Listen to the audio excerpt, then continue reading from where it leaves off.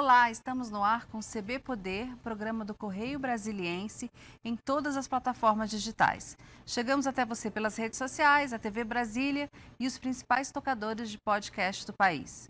Se liga e participe aqui com a gente em nossas lives do Correio que você pode escolher, Facebook, Twitter ou YouTube. Eu sou Ana Maria Campos e aqui com a gente hoje o desembargador aposentado Carlos Divino Vieira Rodrigues.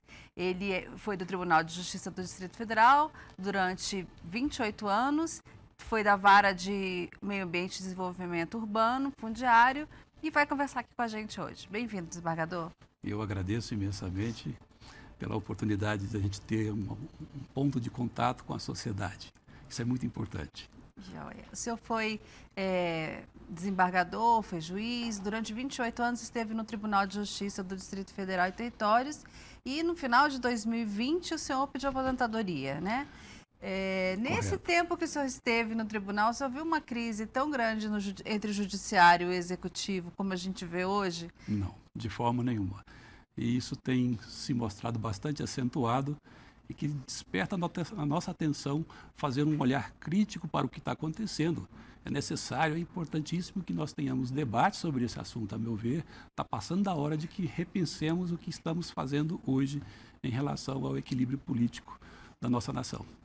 Sempre o olhar da justiça é de que a palavra final tem que ser do judiciário, mas a gente tem razoabilidade nas decisões atuais em relação a esses temas de grande repercussão que permitem que a palavra final fique mesmo com o judiciário, no seu entendimento?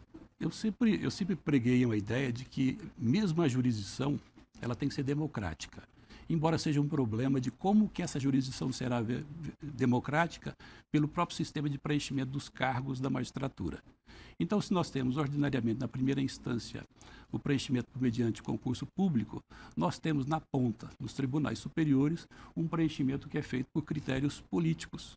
E critérios políticos, nós sabemos, leva consigo a alma de quem tem o poder de fazer a nomeação. E isso, a meu sentir, torna disfuncional a nossa justiça superior. E aí, a saída, então, seria mudar a forma de nomeação dos ministros do Supremo? Como é que o senhor acha que seria o melhor modelo para isso? Essa discussão não é nova. Ela já vem de algum tempo sobre questões como, por exemplo, limitação do tempo de exercício de mandato, né? Fixação de limites para mandatos de ministros dos tribunais superiores. Devemos também repensar, penso eu, a forma como se dá o processo de escolha e nomeação de ministros, porque a Constituição determina que a nomeação recairá sobre brasileiros de notável saber jurídico e ilibada reputação.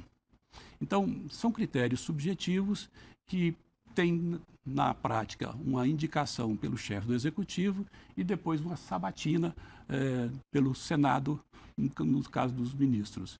Então, eu acho que nós precisamos repensar de uma forma que haja um reequilíbrio democrático para que tenha maior participação nessa escolha, além de uma simples sabatina, que às vezes pode ser formal, meramente formal, pelo Senado.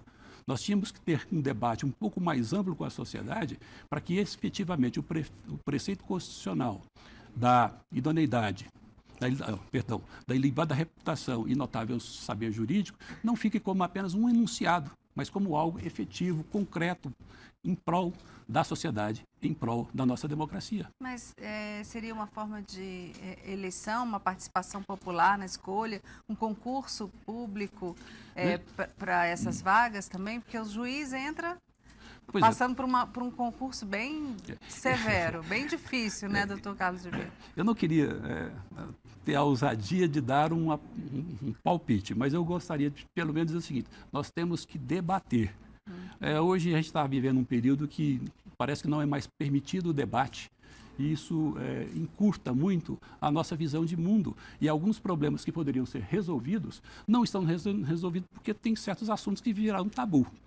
Então, talvez tocar nesse assunto aqui seja um desses assuntos quase proibidos ou, pelo menos, muito delicados. Mas, tomemos, por exemplo, como é que se dá o preenchimento dos cargos na própria magistratura por membros que são egressos do 5º Constitucional. Então, ela funciona basicamente assim.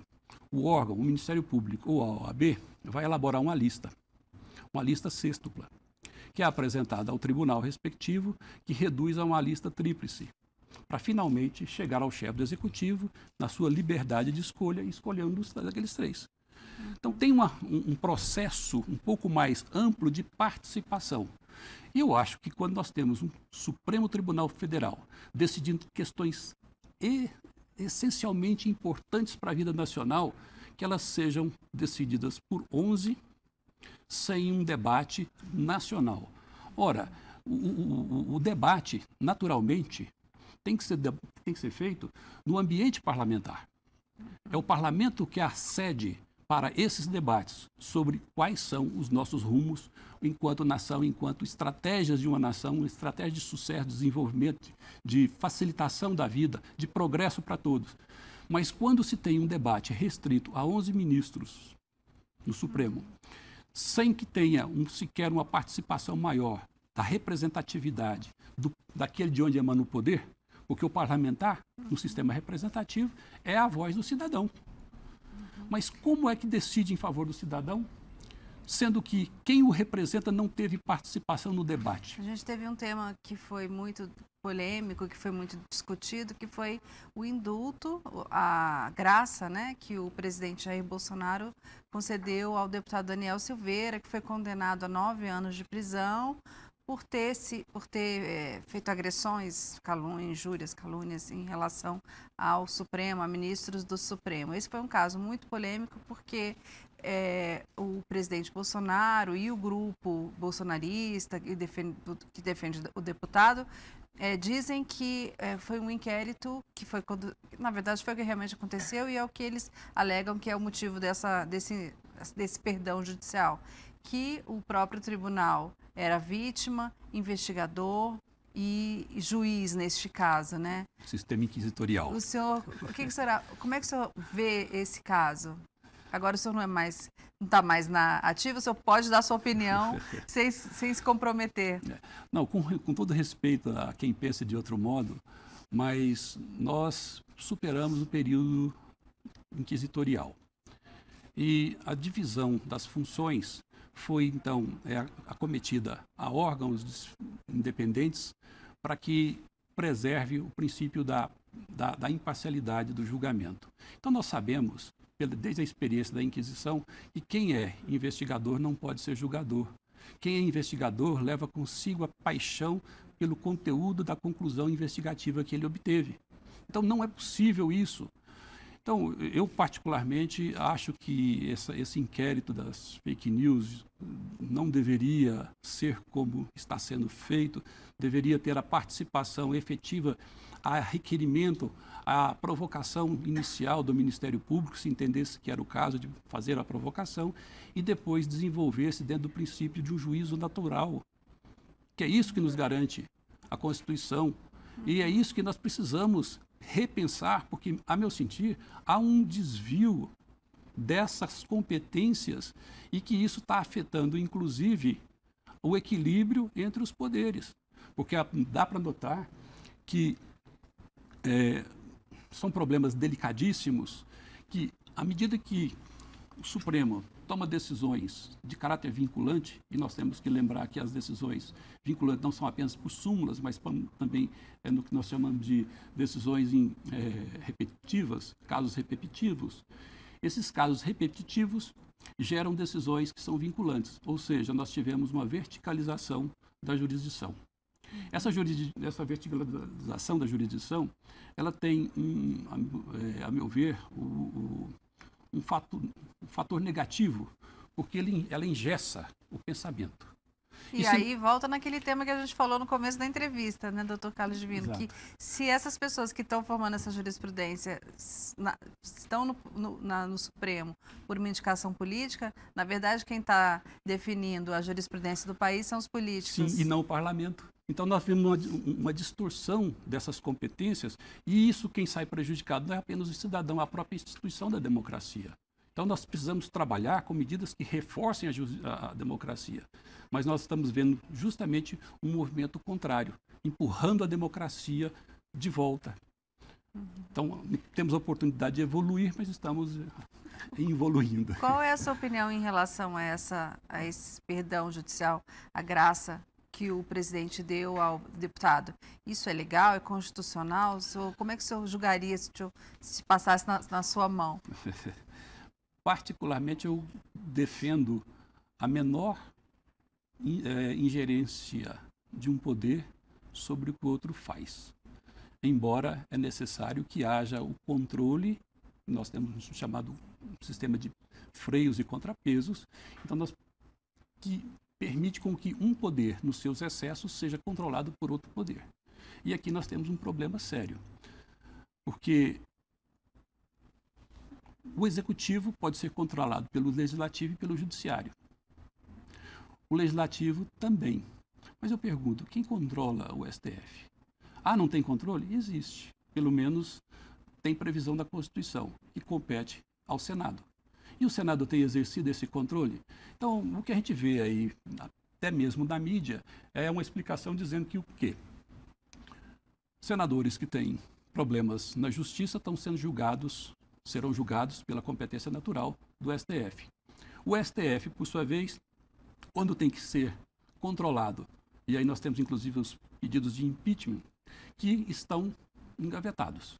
Então, até eu acho que nesse ponto aqui, se me permite abrir uma observação, nós temos a lei do impeachment, que é de 1950, com umas revisões em 2008, 2010, mas examinando a lei, nós não temos um procedimento que impeça que, uma vez apresentado um pedido de impeachment, ele possa ser engavetado por um diretor, por um membro da mesa diretora ou por um presidente de comissão, seja na Câmara, seja no Senado.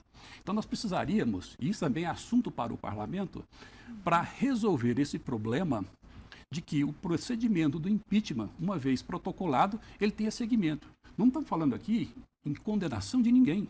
Nós estamos falando apenas de procedimento que resulte num fim, num julgamento que diga absolvido, condenado. É isso que nós precisamos. Agora, voltando ao caso do indulto. Se eu defendo que deve haver uma menor ingerência de um poder sobre o outro, exceto para controlar um ao outro pelo sistema dos freios e contrapesos, isso está na Constituição, na medida em que decide o chefe do Executivo em conceder o indulto, isso tem que ser visto como uma forma de prestigiar, de positivar a decisão.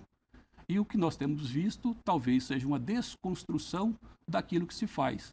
Então, a desconstrução deve ser aplicada em casos onde o que nós queremos desconstruir é ruim. Mas quando nós queremos desconstruir o que não é necessariamente ruim, nós podemos criar motivos para atritos entre poderes. E atritos entre poderes, nós sabemos o que está dando. Nós precisamos hoje... Não teria uma forma do Congresso intermediar esse embate? Porque o Supremo condenou, é um poder. O presidente perdoou, é um outro poder. Está tudo previsto na Constituição. E já que existe um confronto, não caberia ao Congresso, ao Senado, dirimir essa questão? Qual a sua opinião? O senhor acha que o Senado se omitiu? Sim, inclusive as decisões são vacilantes. Ora, dentro do Congresso, se decide que quem tem a última palavra é o próprio Congresso. Ora, dentro do Judiciário, se diz que quem tem a última palavra é o Congresso. Mas nem sempre há uma harmonia dessas decisões alinhadas a essas propostas, a essas soluções. Então, tem que haver um pragmatismo, ou é ou não é. Então, quando uma situação, num determinado momento, se resolve de um jeito e num outro momento se resolve de outra, nós estamos trabalhando com casuísmos. E casuísmo não é algo palatável, agradável, benéfico. E o cidadão que está em casa, que vê essas coisas acontecendo, ficam pensando, quem está com a razão? Aí vira o embate, essa polarização que já existe nesse país. Quem é a favor do presidente Bolsonaro tem uma tendência de condenar o Supremo. E quem é contra tem uma tendência de defender o Supremo, independentemente de estarem ou não agindo corretamente. Talvez a falta de discussões democráticas, verdadeiramente democráticas no Brasil, e em determinados momentos quase que uma proibição de discutir certos assuntos, seja um pouco responsável por isso. Porque, afinal, Se nós tivéssemos, desde o princípio, nos dado a oportunidade de debater com sinceridade, talvez não tivéssemos chegado a esse problema. Então, eu vou falar, vamos pegar um pouquinho de doutrina, sobretudo hoje, isso está nos fundamentos da conciliação, em que os principais vozes da conciliação, da mediação, eles trabalham com a ideia de conflito. Conflito de ideias, isso também é meio filosófico para Foucault, por exemplo, né? A ideia das espadas em luta, as faíscas são as luzes. Então nós precisamos ter debates honestos, sinceros, produtivos, para encontrar nossas verdades, nossos rumos. E hoje o que aconteceu? Por falta de debate sincero, nós entramos numa rota de colisão total. E quando os lados entram em rota de colisão total, como está acontecendo agora, nós temos essa polarização dramática, radical, que não permite mais o debate. Eu acho que numa democracia deve haver sempre o debate, deve haver sempre a oposição. Mas que tipo de oposição que nós estamos falando? Estamos falando de ideias. Nós estamos vendo oposição que é praticamente quase um ato de guerra. Agora, a gente está entrando no período de campanha eleitoral, que vai ser no segundo semestre, mas os partidos estão se preparando para essa discussão. O senhor acha que esse embate vai piorar nesse momento de campanha? Eu sou otimista. Eu acho que essa crise ela é extremamente valiosa, mas nós precisamos saber extrair dela as lições que essa crise possa nos dar para um sentido mais prático para a nossa vida social, política e até mesmo jurídica no Brasil. Tem que avançar, né, desembargador? Nós não podemos ficar nessa eterna luta insana de irmão contra irmão, né? A gente vai num breve intervalo, 1 minuto, e a gente volta com mais CB Poder, que hoje recebe Carlos Divino, desembargador aposentado do Tribunal de Justiça do Distrito Federal e Territórios. Até já.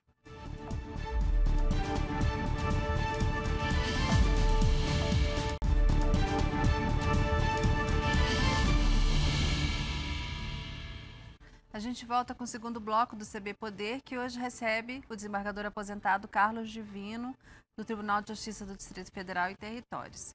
Desembargador, o senhor neste ano se filiou ao PSD, no prazo perfeito para quem pretende se candidatar. O senhor tem algum projeto político? O senhor quer concorrer? Bem, eu vou explicar. Antes, eu também era magistrado, professor também. Eu sempre tive a oportunidade de dizer aos meus alunos, incentivá-los a entrar na vida política, porque como magistrado eu não podia, mas eu queria incentivar que as pessoas participassem. Por quê? Eu sou um pouco discípulo de Platão, a República, onde ele diz que o castigo dos bons que não querem fazer política será de ser governado pelos maus. Então não existe vácuo de poder, alguém vai ocupar. Então, se você reclama tanto dos políticos que aí estão, talvez seja porque você também não deu a sua cara a tapa. Então eu dizia isso para os meus alunos. Aí quando de repente eu resolvi me aposentar e alguém pega e me devolve isso. Ah, você dizia isso, por que você não vai agora? Aí eu comecei a pensar.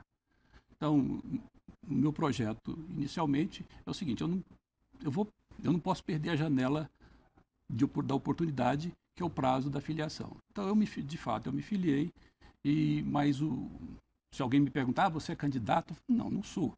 Até porque nós teremos que verificar isso na convenção partidária, que será em agosto, final de julho, início de agosto, alguma coisa assim. Então, até lá, o que pode ser feito é amadurecer uma ideia. E, em torno de uma ideia, construir um projeto completo. Mas dentro das possibilidades que existem, pelo que o senhor já imaginou, se o senhor for candidato, seria um cargo no parlamento, no Congresso? Não seria um cargo no Executivo? Não, eu não tenho nenhuma afinidade com o Executivo, porque as minhas ideias, eu gosto do debate. E o recinto próprio para o debate é o parlamento. Então, por questão de coerência, eu não vou levar minhas ideias para um fórum onde ele não tem ressonância. Então, inclusive, foi cogitada também até a mesma questão. Uma vaga na Câmara Federal ou na Câmara Distrital? Aí eu disse, olha, respeito demais e tenho uma profunda admiração pelo trabalho do legislador distrital. Mas as minhas ideias, o fórum apropriado não é aqui. Então, se eu tiver de fazer algo, é onde possa reverberar. É onde, por exemplo, o senhor pode discutir essa questão da atuação dos ministros, dos tribunais superiores, forma de escolha para os tribunais. Inclusive, e não apenas isso, mas tem outras questões também. Por exemplo, a gente está vendo tudo isso todo dia na mídia, que o Supremo invadiu a competência legislativa ao editar uma súmula, ao julgar de forma vinculante uma determinada questão. E aí nós temos problema a lei antidrogas, né, que é polêmica, e tantas outras decisões recentes, mais ou menos contemporâneas do STF, que criam verdadeira solução de norma imprópria. Então, de fato, parece que o Supremo tornou-se um legislador impróprio ao decidir de forma vinculante. Então, o que é que deve ser feito? Se nós criticamos aqui no primeiro bloco que isso não foi feito precedido de um debate no âmbito do parlamento, nada impede que nós pincemos todas essas decisões polêmicas e levamos de novo para uma discussão no âmbito não jurisdicional, mas no âmbito legislativo. Então, nós poderemos ter uma revalorização daquilo que o Supremo decidiu, porém agora numa perspectiva legislativa. O senhor passou um bom tempo numa vara que sempre decidiu temas muito polêmicos em Brasília, que é a vara do meio ambiente, que trata de questões fundiárias. Exato. Brasília é um mundo de polêmicas relacionadas desde a sua origem às questões fundiárias. Essa sua experiência também poderia te ajudar no parlamento para debater temas que são importantes para Brasília? Sim, dependendo de que se trata de um projeto local, né? Então, numa hipótese de candidatura e candidatura exitosa, evidentemente que algumas questões locais terão que ter uma condução pelos seus representantes locais.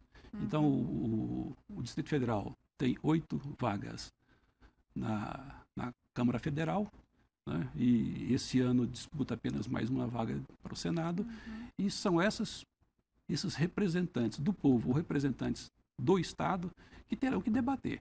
Então, evidentemente que alguma questão de interesse local terá que ser tratada na Câmara Federal. Tem alguma decisão sua, como juiz, que o senhor considera assim, que foi a decisão que teve maior impacto? O senhor que é o autor, assinou a sentença. Várias, mas, por exemplo, uma que teve grande repercussão foi a que determinou a desocupação de toda a orla. Foi uma sentença sua, que depois foi confirmada em todas as instâncias, né? E depois executada.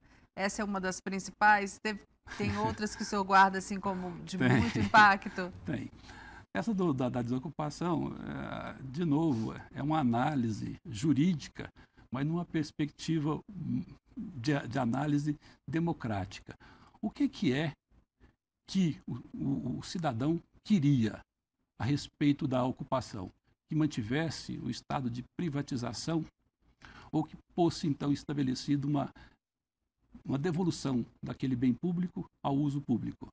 Então, a lei permitia e a interpretação foi essa, de que haveria necessidade, sim, de determinar a desocupação. E foi feito.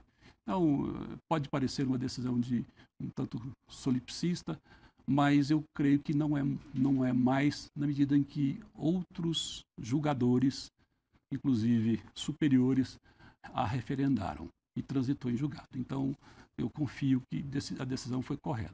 E pelo que a gente vê na orla, as pessoas caminhando, passeando, felizes, com acesso ao lago, parece que foi uma decisão acertada, né, doutor Carlos Júnior? Eu estou convicto que sim. Estou convicto, então não tenho nenhum arrependimento, nenhum reparo Se eu pudesse fazer de novo, eu faria diferente? Não. Eu acho que quando a gente decide as coisas com coerência, o que se decidiu há 20 anos atrás, e se for repetir hoje, mesmo que não lembremos o que foi decidido lá atrás, nós decidimos do mesmo modo, porque é a coerência. Isso é importante. Tá certo. A gente poderia tratar de vários outros assuntos aqui no Judiciário da cidade, mas infelizmente nosso tempo acabou. O senhor vai ser convidado a voltar aqui, doutor Carlos Divino. Será um prazer enorme, como eu disse antes. Nós temos o dever de prestar contas à sociedade.